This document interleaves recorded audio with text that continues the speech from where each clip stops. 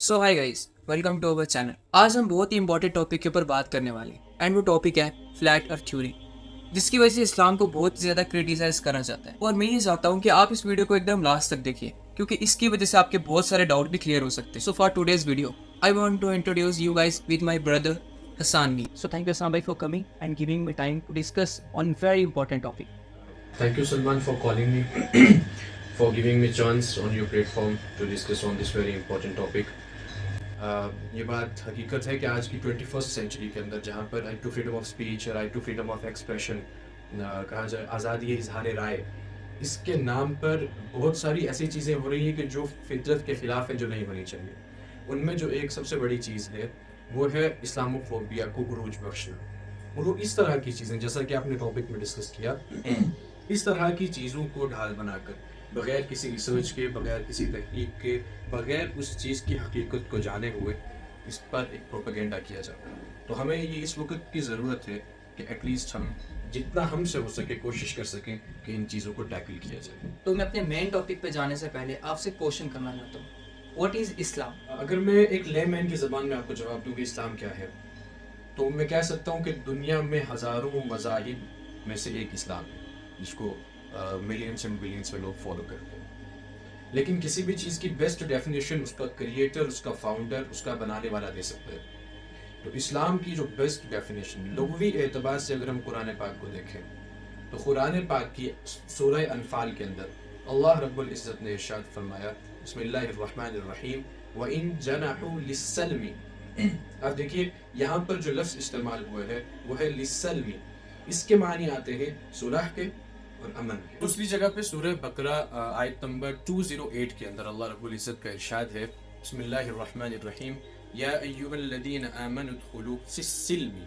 تو یہ سلمی جو ہے یہ اس کے معنی آتے ہیں اطاعت کے، ماننے کے، فرما برداری کے۔ تو دیکھیے وہی لفظ ہے سین لام میم، پہلی جگہ میں سلمی آیا، دوسری جگہ میں سلمی آیا، تو اعراب کی تھوڑی سی رد و بدل سے ان الفاظ کے اندر اتنی تبدیلی ہو گئی، لہٰذا یہاں پر ہمارے سامنے اسلام کے لغوی معنی جو قرآن پاک کے اندر ڈسکس ہوئے وہ دو ہمارے سامنے آ گئے ہیں۔ سو آئی ہوپ آپ کو اسلام کا کنسیپٹ سمجھ میں آ گیا ہوگا، واٹ از اسلام۔ تو اگلا کوشچن جو بہت سارے لوگ جاننے کے لیے بہت ہی زیادہ انٹرسٹڈ رہتے ہیں، کیا اسلام سائنس کے اگینسٹ میں ہے؟ یہ بہت امپورٹنٹ ٹاپک ہے، اور آپ نے کہا کہ بہت لوگ اس کو جاننے کے لیے انٹرسٹڈ رہتے ہیں، یہ بات حقیقت ہے۔ ان میں انٹرسٹ اس لیے پیدا ہوا ہے کیونکہ کچھ لوگ قرآن پاک کی آیتوں کو آؤٹ آف کانٹیکسٹ پیش کر کے اس کا ترجمہ کچھ ہے، اس کے بولنے کا مقصد کچھ ہے، لیکن کچھ اور بنا کر کے لوگوں کے سامنے پیش کرتے ہیں، اور یہ تاثر دینے کی کوشش کی جا رہی ہوتی ہے کہ شاید کہ سائنس جو ہے وہ اسلام کے خلاف ہے، اور شاید کہ اسلام سائنس کے خلاف ہے۔ لیکن قرآن مجید میں اگر ہم دیکھیں تو قرآن پاک کے اندر اللہ رب العزت نے سورہ العمران کی آیت 191 کے اندر ایمان والوں کی صفات بیان کی ہے کہ ایک ایمان والا، ایک مسلمان کس طرح کا ہوتا ہے۔ تو وہاں پر ایک آیت جو ہے وہ اس بات پر دلالت کرتی ہے کہ ایمان والا وہ ہے کہ جو غور و فکر کرتا ہے اللہ رب العزت کی بنائی ہوئی چیزوں کے اندر۔ اللہ رب العزت فرماتے ہیں الذین یذکرون اللہ قیاما وقعودا وعلی جنوبہم ویتفکرون فی خلق السماوات والارض۔ ویتفکرون، اس لفظ پر اگر آپ غور کریں گے تو اس لفظ کے معنی ہے غور کرنا، سوچنا، فکر کرنا، تحقیق کرنا۔ جو لوگ اللہ رب العزت کی بنائی گئی چیزوں کے اندر غور و فکر کرتے ہیں، تحقیق کرتے ہیں، یہ ایمان والے ہونے کی علامت ہے۔ تو ایمان والا اور مسلمان کس طرح سے سائنس کے خلاف ہو سکتا ہے جبکہ ریسرچر کو اللہ رب العزت ایمان والا کہہ رہے ہیں؟ اور جہاں پر یہ کہہ دیا گیا کہ ایمان والا ریسرچ کرتا ہے، تو دوسری جگہ پر سورہ حامین السجدہ کے اندر آیت نمبر 53 میں اللہ رب العزت ارشاد فرماتے ہیں سنوریہم آیاتنا فی الآفاق وفی انفسہم، ان قریب ہم ان کو نشانیاں بتا دیں گے، ہم ان کے سامنے عیاں کر دیں گے، کیا؟ ان کی ذات کی علامت، ان کی ذات کی حقیقت، اور اس دنیا کے اندر چھپی ہوئی چیزوں کو۔ تو دنیا کے اندر چھپی ہوئی چیزوں کو کس طرح سے عیاں کیا گیا؟ وہ سائنس کے تھرو عیاں کیا گیا، یہ وہ بات ہے۔ اور یہاں پر اس آیت کی شروع کے اندر سین کی اہمیت کو جو لوگ عربک گرامر سے واقف ہیں وہ بہت اچھے سے جان سکتے ہیں کہ اس سین کی امپورٹنس اس آیت کے اندر کتنی زیادہ ہے۔ لہٰذا یہاں پر یہ بات کہنا کہ اسلام سائنس کے خلاف ہے یا اسلام سائنس کو نہیں مانتا، یہ عقل میں آنے والی بات نہیں ہے۔ لہٰذا یہاں پر آپ ایک بات کو سمجھنے کی کوشش کیجئے، ایک ہے تھیوری، ایک ہے پروون سائنس. جو پروون سائنس ہے, جو پرووڈ ہو گئی ہے, آپ اس کو اسلام کے مقابلے میں لا کر کے دیکھیے. اگر وہاں پہ کہیں آپ کو غلطی نظر آئے, ہو ہی نہیں سکتا کہ پروف سائنس اور اسلام کے کنسیپٹس کے اندر تضاد پیدا ہو جائے. لیکن آپ تھیوری کو اسلام کے مقابلے میں لائیں گے, وہ تھیوری کہ جو ابھی تک پروو نہیں ہوئی ہے. اور ہم نے ہسٹری میں دیکھا کہ کتنی ساری تھیوریز آئی اور دوسرے سائنٹسٹ جب نئے آئے تو انہوں نے اس تھیوری کو رد کر دیا. تو پھر میں یہ نہیں کہوں گا کہ اسلام غلط ہے, بلکہ میں یہ کہوں گا کہ وہ ان پروون تھیوری جو ابھی تک پروو نہیں ہوئی ہے وہ غلط ہے اور سائنس غلط ہے. سو تھینک یو سان بھائی, ہمیں سائنس کا اور اسلام کا کنسیپٹ بہت اچھے سے سمجھ میں آ گیا. تو ویڈیو کے ایسی ٹاپک کے آگے بڑھنے سے پہلے میں آپ سے ایک کوشچن کرنا چاہوں گا کہ وہ بھی بہت زیادہ امپورٹنٹ ہے. What is Islamophobia? اسلاموفوبیا, آپ سب سے پہلے فوبیا کو سمجھیے. فوبیا کیا ہے؟ فوبیا کہتے ہیں fear of any object, any situation. کسی بھی چیز کے ڈر کو فوبیا کہتے ہیں. اسلاموفوبیا یعنی کہ اسلام کا ڈر. اسلام کا ڈر, یہ لفظ کہاں سے آیا؟ اسلاموفوبیا یہ لفظ سب سے پہلے 1921 کے اندر ایٹائن ڈائٹ ایک مستشرق نے استعمال کیا تھا. لیکن 9/11 کے حادثے کے بعد اس لفظ کو دنیا میں پذیرائی ملی, اس لفظ کو دنیا میں زیادہ استعمال کیا گیا. اب اسلاموفوبیا کی کیا وجوہات ہیں؟ اسلاموفوبیا کی بہت ساری وجوہات میں ایک وجہ یہ ہے کہ اسلام 20th سینچری کے بعد دنیا میں پھیلنے والا سب سے بڑا مذہب ہے, اور دنیا میں سب سے زیادہ فالو کیا جانے والا, سب سے زیادہ مانے جانے والا مذہب اسلام ہے. سب سے زیادہ پریکٹیکل جو ریلیجیس پرسنس ہیں وہ اسلام کے اندر ہے.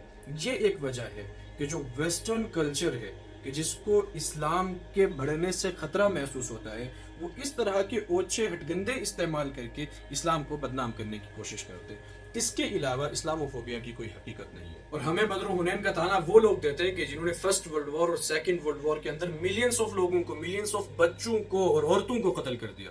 ہمیں کس منہ سے آپ تانا دیتے ہیں؟ سو احسان بھائی, آپ کی باتیں ہمیں بہت اچھے سے سمجھ میں آ رہی ہیں, اینڈ میرے جتنے بھی ویورز دیکھ رہے ہیں ان کو بھی آئی ہوپ یہ سب سمجھ میں آنے لگ رہا ہوگا. آج کا ہمارا مین ٹاپک ہے, ہم اس کے بارے میں آپ سے کچھ باتیں کرنا چاہتے ہیں, اینڈ میں آپ کے سامنے ایک ویڈیو چلانا چاہتا ہوں اور اس کے متعلق آپ کی رائے کیا ہے؟ زمین روٹیٹ کر رہی ہے. جی, زمین تو ساکن ہے بیٹا, زمین تو زمین روٹیٹ کرتی ہی نہیں ہے, زمین گردش نہیں کرتی. لیکن ہمیں جغرافی میں پڑھایا جاتا ہے کہ ارتھ جو ہے وہ سورج کا چکر لگاتا ہے. یہ لاجک یہ غلط ہے بیٹا. فلیٹ ارتھ کے ریلیٹڈ اس کو بہت ہی زیادہ کرٹیسائز کرا جاتا ہے ویسٹرن لوگوں کی طرف سے کہ اسلام میں اس کے ریلیٹڈ کس طرح کی باتیں بتائی جا رہی ہیں جو کہ دراصل فیک ہے. سو میں آپ سے اس کے بارے میں کچھ جاننا چاہوں گا. دیکھیے, یہ ویڈیو پہلے بھی میں دیکھ چکا ہوں. انٹرنیشنل میڈیا ہو, نیشنل میڈیا ہو, اس ویڈیو کو بہت زیادہ پروپیگیٹ کیا گیا, بہت زیادہ پھیلایا گیا. اور پھیلایا جانا ایک طرح سے صحیح تھا, فطری عمل تھا. یہ جو ایک خاص مسلک کے بانی, انہوں نے ایک کتاب لکھی کہ زمین ساکن ہے. اس کتاب کا نام ہے زمین ساکن ہے, یعنی کہ زمین جو ہے وہ اسٹیٹک ہے. اس پہ انہوں نے قرآن پاک کی کچھ آیتوں سے استدلال کیا. دیکھیے, اسلام جو ہے وہ مذہب ہے, اور اسلام مذہب میں دو شخصیات کی اہمیت ہے. یا تو اللہ رب العزت اور ان کا اتارا گیا قرآن, یا پھر جناب محمد صلی اللہ علیہ وسلم اور ان کی بتائی گئی احادیث. لہٰذا اس کے علاوہ کوئی شخص اگر اپنی ذاتی رائے دے رہا ہے, اس ذاتی رائے کو آپ اسلام نہیں بنا سکتے. اس ذاتی رائے کو آپ ایک پرسنل اوپینین تو کہہ سکتے ہیں. آپ یہ کہہ سکتے ہیں کہ یہ ان کا تجربہ تھا, یہ ان نے بات کی. اور اس وقت کے یونانی علم کو پڑھے ہوئے لوگ, وہ ظاہر سی بات ہے کہ اس طرح کی آئیڈیالوجی رکھتے تھے. لیکن اس آئیڈیالوجی کو کہ جو ایک واحد بندے کی اپنی پرسنل اوپینین ہے, اسلام کے ساتھ جوڑ دینا, یہ ناانصافی ہے. جدید تنقید کے بانی فرانسس بیکن نے کتنی مضحکہ خیز بات کی. انہوں نے کہا کہ سیارے سات ہیں. سیارے اس لیے سات ہیں کیونکہ انسان کے جو کچھ عضو ہیں سات ہیں, 2 آنکھیں, 2 کان, منہ اور اس طرح کے عضو انہوں نے 7 گنوائے, اور کہا کہ اس سے میں یہ استدلال کر رہا ہوں کہ سیارے جو ہوں گے وہ 7 ہوں گے. اب میں فرانسس بیکنن کی بات کو لے کر کے پورے ویسٹرن کلچر, ویسٹرن آئیڈیالوجی اور ان کی نالج, ان ساری چیزوں کو اگر کریٹیسائز کروں گا تو مجھے یہ کہا جائے گا کہ آپ علمی طور سے امانت نہیں رکھ رہے ہیں. جب میں امانت نہیں رکھ رہا ہوں تو آپ اس طرح کی باتیں کر کے اسلام کے خلاف آپ بھی علمی امانت نہیں رکھ رہے ہیں. تو ہمیں یہ کنسیپٹ بھی بہت اچھے سے سمجھ میں آ گیا. لیکن قرآن پاک میں 71:19 واللہ جعل لکم الارض بساطا, جس کا مطلب یہ ہے کہ اللہ تعالیٰ نے آپ کے لیے زمین کو بچھونا بنا دیا, زمین کو بچھا دیا. اس کا کیا مطلب ہے؟ دیکھیے, ایک قانون ہے, وہ یہ ہے کہ جس نے کتاب لکھی ہے آپ کو اس کی بیسٹ انٹرپریٹیشن وہی دے سکتا ہے. اسی طرح کی آیت جیسے آپ نے سورہ نوح کی آیت نمبر 19 کا ذکر کیا کہ واللہ جعل لکم الارض بساطا. میں آپ کو کہوں کہ قرآن پاک میں ہے واللہ جعل لکم الارض ظلولا. میں آپ کو کہوں واللہ جعل لکم الارض مہدا. مہدن کے معنی اگر آپ عربک ڈکشنری میں دیکھیں گے تو جھولے کے آتے ہیں. تو کیا وہ زمین یوں چل رہی ہے؟ قرآن لٹریچر کی کتاب ہے. لٹریچر کی کتاب کے اندر لٹریچر کی طرح کی باتیں کی جاتی ہیں. اپنے سورہ نوح کی آیت نمبر 19 کا ذکر کیا اللہ جعل لکم الارض بساطا. تو میں آپ کو کہوں کہ سورہ بقرہ کے اندر اللہ رب العزت ارشاد فرماتے ہیں واللہ جعل لکم الارض فراشا، کہ اس نے تمہارے لیے فرش بنا دیا. ہاں، میں آپ کو کہوں کہ سورہ طٰہٰ کے اندر اللہ رب العزت آیت نمبر 53 کے اندر ارشاد فرماتے ہیں واللہ جعل لکم الارض ذلولا. میں آپ کو کہوں کہ سورہ ملک کے اندر اللہ رب العزت ارشاد فرماتے ہیں واللہ جعل لکم الارض مہدا. تو قرآن لٹریچر کی کتاب ہے. قرآن جب لٹریچر کی کتاب ہے تو اس کے اندر بات کرنے کا طریقہ لٹریچر کا ہوگا. تو لٹریچر کی زبان میں فرش کے معنی ہے کیا زمین کے اندر پلینز نہیں آتے؟ کیا ماؤنٹینز نہیں آتے؟ آتے ہیں نا. تو ایک منٹ کے لیے آپ ایک مثال سے سمجھنے کی کوشش کیجئے. آپ کہتے ہیں کہ گلوب اس طرح ہے، یہ گلوب کی مثال ہے. ایک بندہ یہاں کھڑا ہے، تو اگر گلوب گول ہے تو یہاں کھڑے ہونے والا بندہ نیچے کیوں نہیں گر جاتا؟ تو وہ اس وجہ سے نہیں گرتا کیونکہ زمین کے اندر پلینس بھی ہے. آپ جغرافی کے اندر پڑھتے ہیں کہ زمین کہیں کسی جگہ پہ پلین ہے، کسی جگہ پہ ماؤنٹین ہے، کسی جگہ پہ اوشن ہے.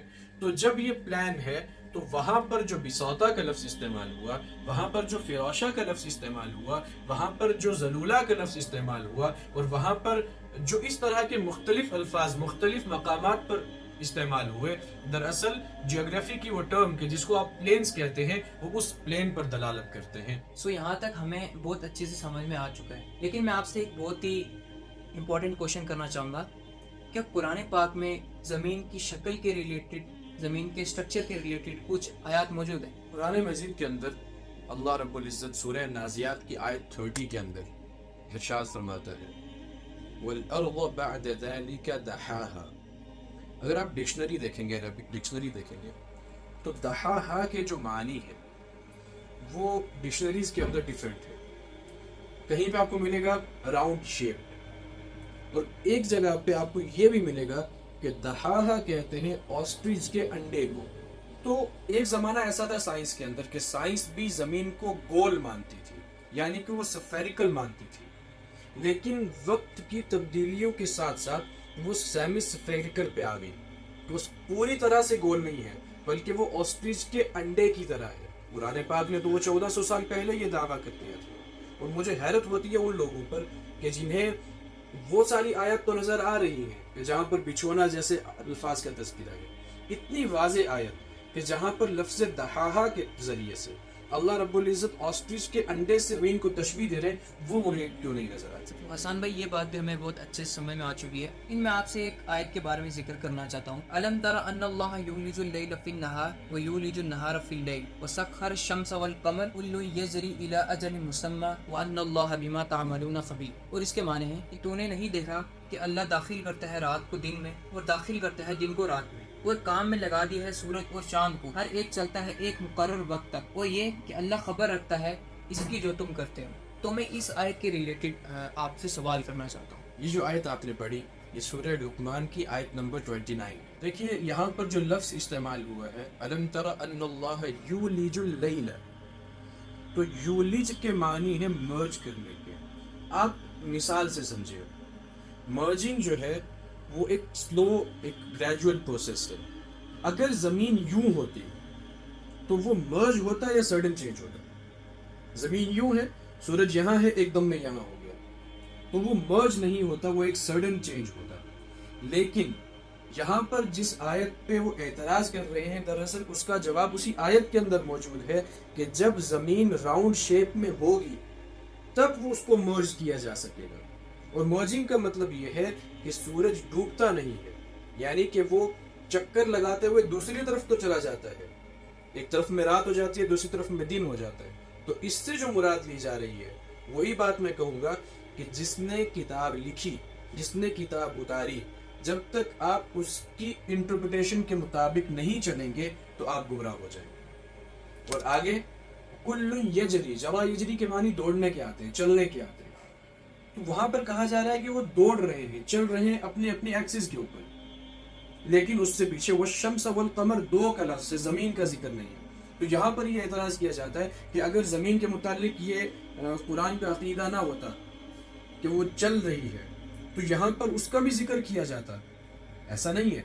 यहाँ पर अगर कोई बंदा अगर ये कह दे कि मिस्टर ए चल रहा है, तो मिस्टर ए के चलने से मिस्टर बी के रुक जाने की नफी नहीं होती। वहां पर एक पीछे से बात चली आ रही है, एक कॉन्टेक्स्ट चला आ रहा है, और उस कॉन्टेक्स्ट के अंदर अल्लाह रब्बुल इज्जत ने सूरज और चांद की बात की। तो हसन भाई, अब मेरा आखिरी सवाल जो आपके लिए कि अगर कुरान पाक पूरी इंसानियत के लिए, जो लोग क़यामत तक आएंगे उन तक के लिए, तो इसमें कोई भी साइंटिफिक फैक्ट मौजूद नहीं। देखिए, ये एक फैक्ट है कि कुरान मजीद दुनिया में क़यामत के दिन तक आने वाले सारे इंसानों के लिए किताब, और वो किताब हिदायत की किताब। आपने कहा उसके अंदर कोई भी साइंटिफिक फैक्ट मौजूद नहीं है, तो मैं दावे से कह सकता हूँ कि 6666 आयतों के अंदर एटलीस्ट 1000 आयतें ऐसी हैं कि जो आज प्रूवन साइंस पर दलालत करती है। आप उस पर अलग से वीडियो बनाइए, उस पर आप कई वीडियोस बनाइए, आपको पता चलेगा कि वहां पर साइंटिफिक फैक्ट्स मौजूद हैं। और अगर ना होते तब भी आपको ये बात कहने का हक नहीं था कि इसके अंदर क्यों मौजूद नहीं है, क्योंकि कुरान जहां अपना इंट्रोडक्शन दे रहा है, वहां पर कुरान कहता है कि मैं क्यों नाजिल हुआ। मैं इस वजह से नाजिल हुआ कि मैं अल्लाह की तौहीद बताऊं, मैं नबी की रिसालत बताऊं, मैं क़यामत के दिन का अकीदा बताऊं। उसके ज़िम्न में कुछ बातें आ जाती हैं कि जहां पर वो साइंटिफिक फैक्ट्स को बयान कर देता है, ये उसका एहसान है। वो ना करता तो तब भी आपको कोई हक नहीं पहुंचता था कि आप उससे सवाल करें कि आपने ये क्यों नहीं किया। ठीक। दूसरी बात तो समझने की है कि कुरान लिटरेचर की किताब। मैं आपसे आज कहूँ कि आप आइंस्टाइन की किताब उठाइए और आप आइंस्टाइन की किताब के अंदर मुझे अरेबिक ग्रामर का ये वाला फॉर्मूला बता दीजिए। जब आप नहीं बता सकेंगे तो मैं कहूँगा कि आइंस्टाइन एक बेकार इंसान था, उसने तो कोई काम ही नहीं किया। तो आप मुझे कहेंगे कि तुम्हारी शायद अकल पे कीड़े पड़ गए कि आइंस्टाइन का अरेबिक से क्या ताल्लुक है, जब आइंस्टाइन का अरेबिक से ताल्लुक नहीं है। उसी तरह से कुरान मजीद का साइंस से ताल्लुक नहीं है, लेकिन कुरान मजीद अगर साइंस को बयान कर रहा है तो ये उसके हक होने की भी अलामत है, और ये इस बात की भी अलामत है कि कुरान मजीद अल्लाह रब्बुल इज़्ज़त की तरफ से नाजिल की गई किताब है। थैंक यू हसन भाई फॉर कमिंग एंड इस टॉपिक के ऊपर टाइम देने के लिए आपका बहुत शुक्रिया। और आज हमें ये टॉपिक एकदम से समझ आ चुका है। होप जितने लोग वीडियो देख रहे हैं आपको भी ये एकदम समझ में आ चुका होगा। तो आज का वीडियो हम यहीं पे ख़त्म करते हैं। एंड अगर आपको वीडियो अच्छा लगे तो वीडियो को लाइक कर देना, चैनल पर नहीं तो सब्सक्राइब करके बेल नोटिफिकेशन को ऑल पे सेट ज़रूर से करना। और अगर आपको वीडियो अच्छा लगा हो तो मेरे को कमेंट सेक्शन में ज़रूर से बताना।